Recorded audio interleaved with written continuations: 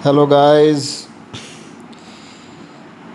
तो आज हम पढ़ेंगे गॉस लॉ।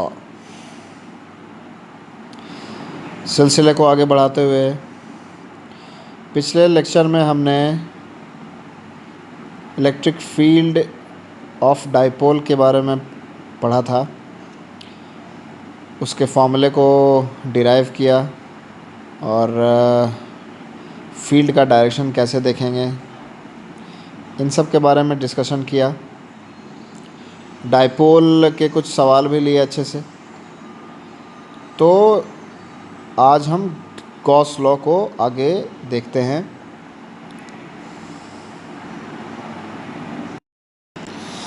गॉस लॉ का स्टेटमेंट जो होता है वो होता है E डॉट डी ए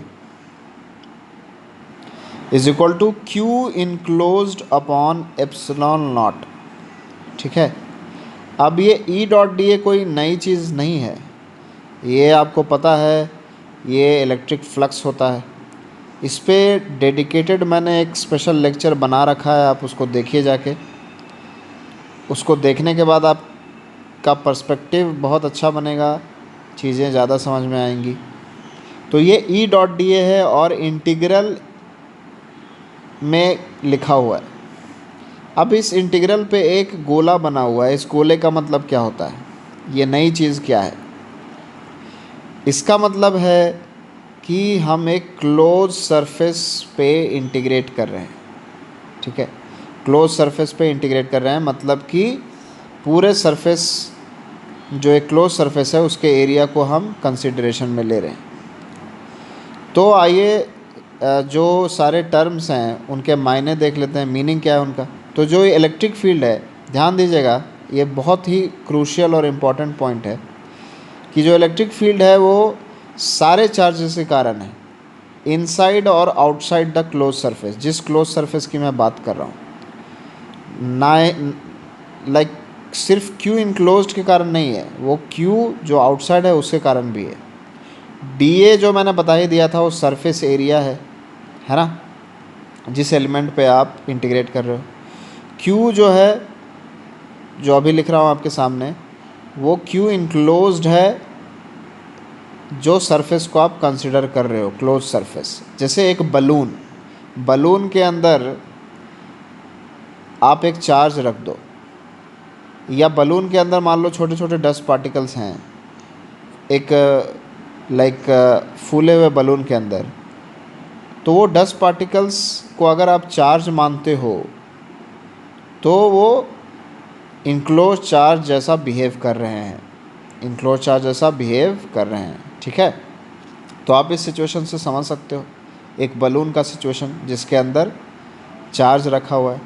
तो E डॉट डी ए अगर इंटीग्रेट किया जाए पूरे बलून के एरिया को कंसिडर करते हुए, तो उसकी वैल्यू, जो टोटल फ्लक्स की वैल्यू क्या आ जाएगी, Q enclosed upon epsilon not. अब देखिए आपके सामने एक सिचुएशन मैं बना रहा हूँ जहाँ पे चार्ज जो है बाहर प्लेस किया हुआ है। चार्ज कहाँ पे प्लेस किया हुआ है? बाहर। और लाल कलर से आपके सामने एक क्लोज सरफेस बनाया हुआ है। क्या बनाया हुआ है? Closed surface. ध्यान रखिएगा वर्ड पे, क्लोज्ड। ठीक है, बलून जैसा सिचुएशन। ठीक, अब देखो फ्लक्स के बारे में तुम्हें आइडिया तो है ही कि फ्लक्स कैसे देखते हैं। E डॉट डी ए एरिया वेक्टर जैसा ट्रीट होता है। ठीक है, तो अब देखो यहाँ पे मैं सारे नॉर्मल बना दे रहा हूँ और इलेक्ट्रिक फील्ड पिंक लाइन से दिखाया है मैंने। Q चार्ज से इलेक्ट्रिक फील्ड रेडियली बाहर निकल रही होगी। ठीक है, ब्लैक कलर से मैंने स्मॉल एरिया एलिमेंट का नॉर्मल डायरेक्शन दिखाया है। आपको पता ही है कि एरिया को हम वेक्टर की तरह ट्रीट करते हैं और उसका डायरेक्शन कहाँ होता है? क्लोज सरफेस में, द आउटवर्ड नॉर्मल। कौन सा नॉर्मल? Outward normal. ठीक है, तो अब तुम ध्यान से देखना, यहाँ पे मैं कुछ पॉइंट्स को डिनोट करूँगा। ठीक है, होपफुली सब समझ में आ रहा होगा आपको। पहला पॉइंट 1, दूसरा, थर्ड, फिर ऊपर उधर फोर्थ ब्लू कलर से फिफ्थ और सिक्स्थ, ठीक है।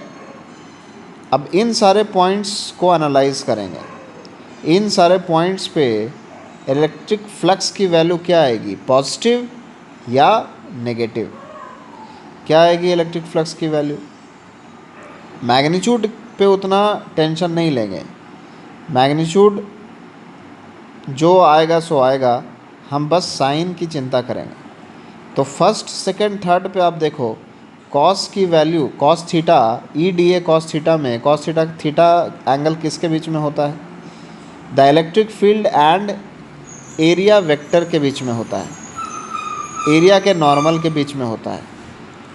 तो देखो फर्स्ट सेकंड और थर्ड पॉइंट पे नॉर्मल और इलेक्ट्रिक फील्ड के बीच में जो एंगल बन रहा है वो सेकंड या थर्ड क्वाड्रेंट में जा रहा है। और तुम्हें तो पता ही है कि सेकंड और थर्ड क्वाड्रेंट में कॉस क्या होता है, नेगेटिव होता है।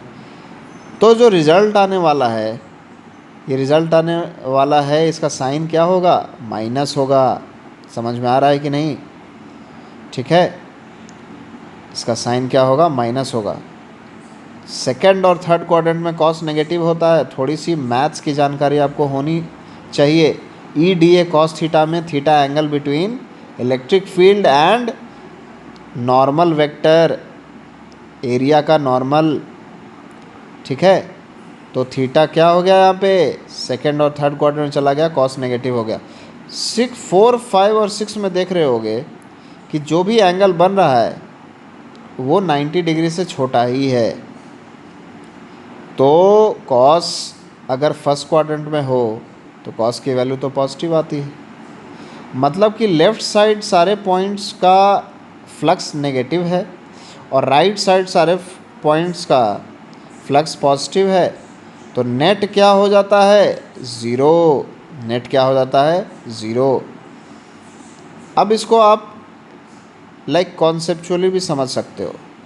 देखो एक क्लोज्ड सरफेस है, उसके अंदर जितनी इलेक्ट्रिक फील्ड की एनर्जी जाएगी उतनी ही ना बाहर निकलेगी। अगर अंदर कहीं एनर्जी का डिसिपेशन नहीं है, एनर्जी का कंजम्पशन नहीं है, तो जितनी इलेक्ट्रिक फील्ड लाइन जो कि एनर्जी को दिखा रहा है, जितना अंदर जाएगा उतना ही बाहर आएगा। तो नेट फ्लक्स क्या होना चाहिए, लॉजिकली आंसर क्या आना चाहिए, ज़ीरो ही आना चाहिए। यही चीज़ मैंने आपके सामने लिखा है कि दस the net flux through the close surface is zero. Close surface के कारण जो फ्लक्स जा रहा है एक चार्ज के कारण जो कि बाहर सिचुएटेड है, उसके कारण फ्लक्स कितना है उस क्लोज सरफेस से, ज़ीरो। ठीक है। अब जो मैंने एनर्जी का दलील दिया, आर्गुमेंट किया, वो आपके सामने लिख रहा हूँ कि also the net energy that is going inside the surface, close surface, that same amount of energy is coming out, that same amount of energy is coming out, which suggests that net flux should be zero। ठीक है, net flux क्या होना चाहिए, zero. तो conceptually समझ लिया हमने। तो इस एग्जाम्पल को आप ध्यान में रखें। देखिए चार्ज बाहर रखा हुआ था क्लोज सरफेस के, तो उसका नेट फ्लक्स क्या आ गया, through that close surface zero आ गया। तो ये हमेशा प्रिवेल करेगा। अगर सरफेस के अंदर कोई चार्ज नहीं है ना, सारे चार्ज अगर बाहर प्लेस्ड हैं, तो नेट फ्लक्स क्या होना है, उस क्लोज सरफेस के थ्रू ज़ीरो ही होना है। ठीक है, ध्यान दीजिए। ठीक है, तो ई dot D A integrated over the whole surface is equal to q enclosed upon epsilon naught, and if q enclosed is 0, then E dot dA integrated over the whole surface of the considered surface, that will also be 0। ठीक है, तो इस तरीके से मैं hopefully मैंने Gauss law को clearly आपके सामने प्रेजेंट कर दिया है, ठीक है। अब देखो एक जनरल केस लेते हैं, ठीक है। Q3 Q1 Q2 दो चार्ज को मैंने क्लोज सरफेस, अब देखो ये प्लेन पे मैं 3D सरफेस नहीं दिखा पा रहा हूँ। ये जो ग्रीन से जो क्लोज्ड एक एरिया बना हुआ है वो 3D में है, समझ आ रहा है कि नहीं। बलून की तरह सोचना, है ना, जैसे एक बलून होता है तो वो 3D में क्लोज सरफेस है, बिल्कुल उसी टाइप का। तो Q1 और Q2 अंदर रख दिया और Q3 और Q4 बाहर रख दिया, ठीक है, समझे। तो flux around a charge Q। तो अब इससे पहले हम एक चीज़ देख लेते हैं, ये मैंने पुराने वीडियो लेक्चर में भी देखा था, ठीक है, उसको कर दिया है मैंने। फ्लक्स, जब जो फ्लक्स वाला वीडियो लेक्चर है उसको ज़रूर देखें आप, जल्दी से आप देख लोगे, आपका रिवाइज़ भी हो जाएगा और फिर आप इस वीडियो लेक्चर को देखो तो अच्छी फील आएगी आपको, ठीक है। तो एक चार्ज के कारण अगर मैं एक स्फीयर लेता हूँ उसके चारों तरफ, तो उस स्फीयर के थ्रू कितना फ्लक्स होगा उस चार्ज का, तो इसकी वैल्यू मैं निकाल के रखा था, अगर आपको याद होगा, Q/ε0। उसको मैंने सॉलिड एंगल से भी रिलेट किया था, तो आप उस लेक्चर को रेफ़र करें और फिर जल्दी से इस लेक्चर पे आएँ तो ज़्यादा कनेक्ट कर पाएंगे। तो KQ/R² E.dA क्लोज्ड इंटीग्रल करेंगे ओवर द होल सरफेस, तो एरिया कितना हो जाएगा टोटल 4πr²। एरिया कितना हो जाएगा 4πr²। कॉस थीटा में एंगल होता है थीटा इलेक्ट्रिक फील्ड और एरिया वेक्टर के बीच में, तो वो तो 0 डिग्री ही दिख रहा है आपको, क्योंकि इलेक्ट्रिक फील्ड रेडियली निकल रही है और नॉर्मल भी रेडियस के अलॉन्ग ही है, रेडियल डायरेक्शन के अलॉन्ग है, ठीक है। तो cos 0 आएगा, cos 0 1 होता है। एरिया डाल दोगे 4πr², 4π कट जाएगा क्योंकि K 1/4πε0 होता है। Q/ε0 आपके सामने आ गया ना, आ गया। तो इतनी बार हम इस चीज़ को देख लेंगे कि आपको आपके दिमाग में ये एच्ड हो जाएगा, ठीक है। तो एक चार्ज के कारण उसके चारों तरफ, चारों दिशाओं में जो इलेक्ट्रिक फ्लक्स की वैल्यू होती है वो Q/ε0 होती है। कितनी होती है Q/ε0, याद रखिए। इस पे बेस्ड मैंने कई सिमेट्री वाले प्रॉब्लम भी लिए थे। अभी पिछले लेक्चर में मैंने जब क्रोटोव का प्रॉब्लम सॉल्व किया था तो उसमें भी मैंने एक प्रॉब्लम लिया था लास्ट में, है ना। तो अगर आप मेरे वीडियो लेक्चर को फॉलो कर रहे हैं तो आपको मेंस और एडवांस क्रैक करने से कोई नहीं रोक सकता है, तो इस बात का ध्यान रखें। बहुत सिस्टमेटिक सारा एक्सपीरियंस का निचोड़ आपको इस वीडियो लेक्चर में मैं दे रहा हूँ, ठीक है। तो एक चार्ज के कारण उसके चारों तरफ जो इलेक्ट्रिक फील्ड होती है वो कितनी होती है Q/ε0। कितनी होती है Q/ε0, याद कर लो इसको। अब फिर उस जनरल सिचुएशन पे आ जाते हैं जहाँ पे क्लोज सरफेस के अंदर मैंने दो चार्ज रख दिया था और बाहर जो है दो चार्ज और रखे हुए थे। तो Q3 Q4 बाहर है और क्लोज सरफेस के अंदर Q1 और Q2 है, ठीक है। तो अब गॉस लॉ लगाया जाए यहाँ पे तो किस तरीके से लगाएंगे। E.dA इज इक्वल टू क्या होता है, अगर मैं Q3 के लिए लिखूँ तो Q3 तो क्या है, एक बाहर का पड़ा हुआ चार्ज है, क्लोज सरफेस के बाहर पड़ा हुआ है। तो अभी मैंने कुछ देरी पहले एक बाहर वाले चार्ज के कारण क्लोज सरफेस पे कितना फ्लक्स होता है ये डिराइव किया था, कितना आया था आंसर 0, ठीक है। उसी तरीके से Q4 का फ्लक्स अगर इंटीग्रेट करोगे तुम over the whole area of the close surface तो वो भी 0 आएगा। Q1 का अगर तुम निकालते हो, E1 से डिनोट कर रहा हूँ, E1 डॉट डी ए, ठीक है, सारे वेक्टर क्वांटिटीज़ हैं, डॉट प्रोडक्ट वेक्टर क्वांटिटीज़ का ही लेते हैं, इन सब में तो आपको डाउट नहीं होगा। तो ई डॉट डी ए आप देखो Q1 के चारों तरफ कितनी फ्लक्स निकलती है, सिंस वो पूरा अंदर है क्लोज सरफेस के, तो Q अपॉन एप्सिलॉन नॉट होता है, तो Q1 अपॉन एप्सिलॉन नॉट हो जाएगा। समझ आ रहा ना? अब जितना उस चार्ज से इलेक्ट्रिक फील्ड निकलेगा वो सारा क्लोज सरफेस से क्रॉस करेगा ना, है कि नहीं? ऐसा तो नहीं है कि कुछ इलेक्ट्रिक फील्ड रुक जाएगा, क्योंकि ऐसा कुछ मेंशन नहीं किया है मैंने, कोई ब्लॉकेज नहीं है। तो जितना निकलेगा वो पानी की तरह सब बाहर चला जाएगा। तो कितना निकल रहा है? Q1 अपॉन एप्सिलॉन नॉट निकल रहा है। उसी तरीके से E2 Q2 upon epsilon not. अब देखो, अगर पूरे सरफेस के लिए मुझे क्या करना है, लाइक इंटीग्रेट करना है, तो मैं क्या करूँगा, सारे को ऐड कर देता हूँ।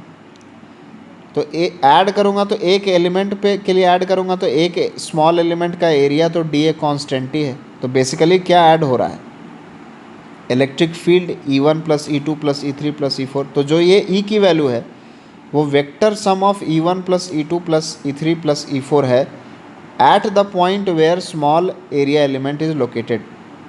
और ऐड किए हो तो RHS में क्या आ गया है, वो दोनों तो ज़ीरो ही हैं, Q1 upon epsilon not plus Q2 upon epsilon not, है ना? तो क्या आ गया, Q1 plus Q2 upon epsilon not. तो देखो Q1 प्लस Q2 याद आ रहा है क्या है?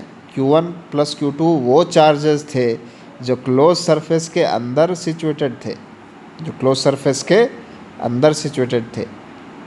तो देखो फॉर्मूला आपके सामने प्रूफ हो गया ना, Q enclosed upon E not होता है एप्सिलॉन नॉट। तो Q इनक्लोज यहाँ पे क्या है, Q1 प्लस Q2। और इलेक्ट्रिक फील्ड देखो क्या आ गया, E1 plus E2 plus E3 plus E4 आया। मतलब इलेक्ट्रिक फील्ड क्या है, चारों चार्जेस के कारण जो इलेक्ट्रिक फील्ड प्रोड्यूस हो रहा है, superposition of electric fields due to all the four charges at the point where you are evaluating the integral, at the point where your small area element is located. ठीक है, समझ में आ रहा है? तो इलेक्ट्रिक फील्ड सारे charges के कारण होगा, जो बाहर हैं जो अंदर हैं उन सब का मिला के। लेकिन Q enclosed upon E not में सिर्फ अंदर वाले चार्ज होंगे, Q इनक्लोज्ड। इस चीज़ का ध्यान रखिएगा, बहुत इंपॉर्टेंट है ये, बच्चे बहुत कंफ्यूज हो जाते हैं। ठीक है, और MCQs में भी आ जाता है कभी कभी कि ये इलेक्ट्रिक फील्ड है, जो कि इलेक्ट्रिक फील्ड सिर्फ इनक्लोज चार्जेस के द्वारा है, तो ये गलत स्टेटमेंट हो जाएगा। इलेक्ट्रिक फील्ड सारे के द्वारा है, all the charges present in that surrounding, in that environment. ठीक है, एक और चीज़ बहुत ध्यान आपको बताना चाहता हूँ कि यहाँ पे जो चार्जेस हैं उसको साइन के साथ रखना है। Q इनक्लोज्ड में अगर एक +2Q है और एक -Q है तो नेट कितना हो जाएगा, +Q। ठीक है, साइन के साथ पुट करना है आपको। ठीक, तो इस तरीके से हमने गॉस लॉ को भी कंसेप्चुअली यहाँ पे समझ लिया और मैथमेटिकली प्रूव भी कर लिया। ठीक है, तो आगे हम कुछ केस देख लेते हैं, कुछ क्वेश्चन आंसर पूछ लेते हैं यहाँ पे।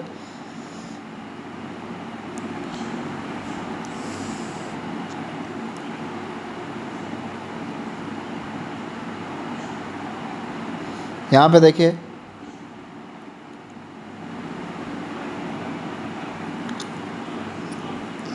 कुछ कंसेप्चुअल क्वेश्चन पूछ लेता हूँ। आज का वीडियो लेक्चर सिर्फ गॉस लॉ को ही डेडिकेटेड है। इसके बाद मैं गॉस लॉ से इलेक्ट्रिक फील्ड की वैल्यू कैलकुलेट करूँगा।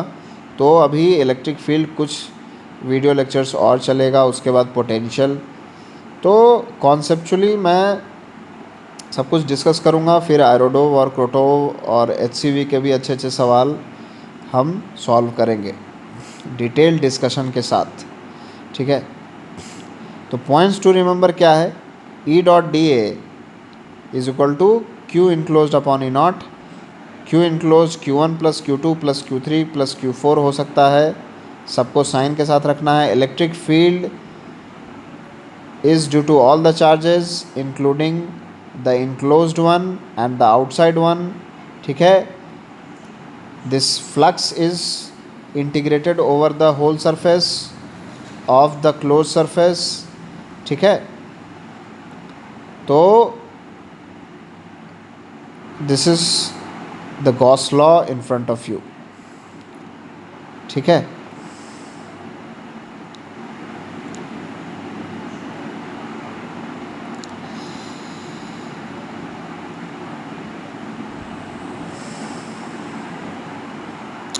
अब यहाँ पे एक सिचुएशन ले लेते हैं। पिछले वीडियो लेक्चर में हमने डाइपोल पढ़ा है, तो डाइपोल पढ़ा है, तो डाइपोल क्या होता था? Two poles which are in general closely associated, है ना, प्लस माइनस, ठीक। अगर उसके चारों तरफ मैं एक क्लोज सरफेस लूँ, स्फेरिकल क्लोज सरफेस स्पेसिफिकली, तो बताओ कि उस स्फेरिकल क्लोज सरफेस से कितना फ्लक्स पास कर रहा होगा, कितना फ्लक्स पास कर रहा होगा? तो इसका सिंपल सा आंसर है कि भाई क्यू इनक्लोज जो है वो ज़ीरो है, एक प्लस है और एक माइनस है, नेट कैंसिल होकर ज़ीरो आ गया है। तो टोटल फ्लक्स की वैल्यू क्या होगी? उस स्फीयर, क्लोज्ड स्फीयर के थ्रू कितनी होगी वैल्यू?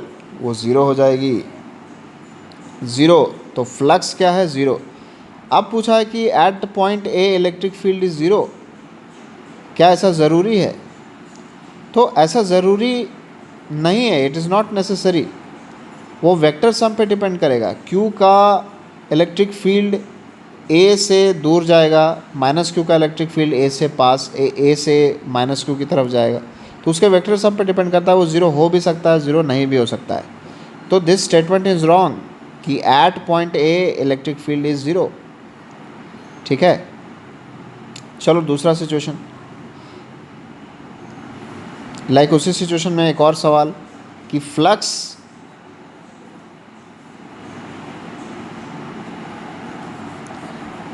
थ्रू द सरफेस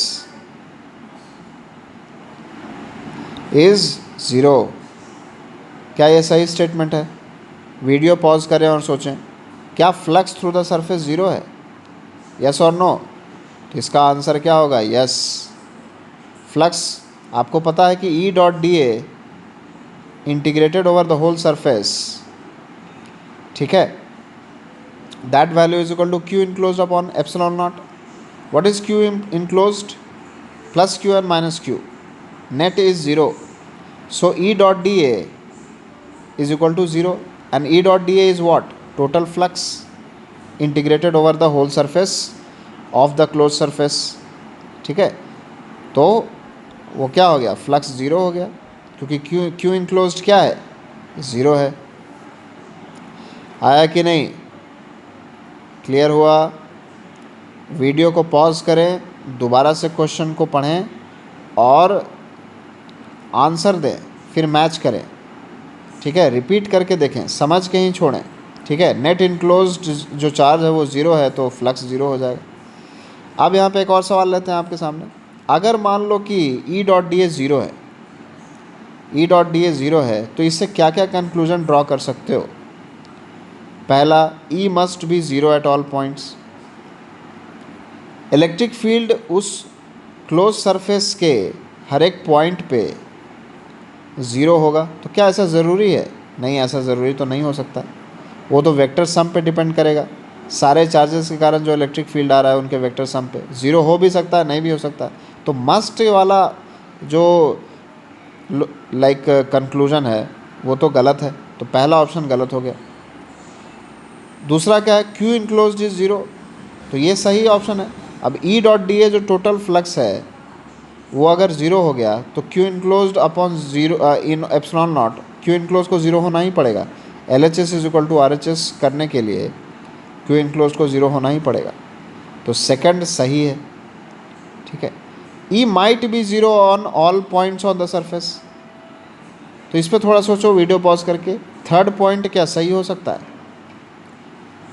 तो थर्ड पॉइंट यहाँ पे सही है, ठीक है। अगर इलेक्ट्रिक फील्ड का superposition due to all the charges close surface पे कि हर एक पॉइंट पे ज़ीरो होगा तो ई डॉट डी ए भी ज़ीरो आएगा, और सबका हर एक लाइक स्मॉल एरिया एलिमेंट का ई डॉट डी ए ज़ीरो आएगा, तो नेट ई डॉट डी ए भी ज़ीरो आएगा। तो ये एक केस पॉसिबल है। तो माइट बी कि इलेक्ट्रिक फील्ड हर पॉइंट पे ज़ीरो है, तो ऑब्वियसली फ्लक्स भी तो ज़ीरो ही आएगा ना, ई डॉट डी ए भी ज़ीरो आएगा सारे पॉइंट्स के लिए located on the close surface. ठीक है, तो this is a possible answer third. ठीक है, फोर्थ क्या बोला, there is net charge enclose, तो ये तो इम्पॉसिबल है। जब E dot D A like integrated over the whole surface zero हो गया, तो Q enclose upon E naught को भी ज़ीरो होना पड़ेगा, तो उसके लिए क्यू इनक्लोज को ज़ीरो होना पड़ेगा। तो क्यू इनक्लोज को तो ज़ीरो होना ही होना है। ठीक है, क्यू इनक्लोज को तो ज़ीरो होना ही होना है। तो फोर्थ भी रॉन्ग हो गया, क्योंकि ये बोल रहा है कि there is a net charge enclosed, fourth भी रॉन्ग हो गया। ठीक है, थर्ड सही है और सेकंड सही है। ठीक है, फर्स्ट भी गलत है, क्योंकि वो बोला electric field must be zero. अब ज़रूरी तो नहीं है, वो पॉसिबिलिटी है। तो पॉसिबिलिटी वाली चीज़ कहाँ कौन सा ऑप्शन में है, थर्ड वाले ऑप्शन में दे रहा है कि सारे सरफेस पॉइंट्स पे इलेक्ट्रिक फील्ड ज़ीरो हो गए, तो उससे फ्लक्स ज़ीरो हो गया, और फ्लक्स ज़ीरो हो गया तो क्यू इनक्लोज ज़ीरो हो गया, है कि नहीं। तो second and third is the correct answer. ठीक है, तो इस तरीके से मैंने आपको गॉस लॉ होपफुली समझा दिया है। कहीं पे भी आपको कुछ डाउट हो तो आप कमेंट करके पूछ लें, या वीडियो को पॉज करके दोबारा से समझ लें, देख लें। ठीक है।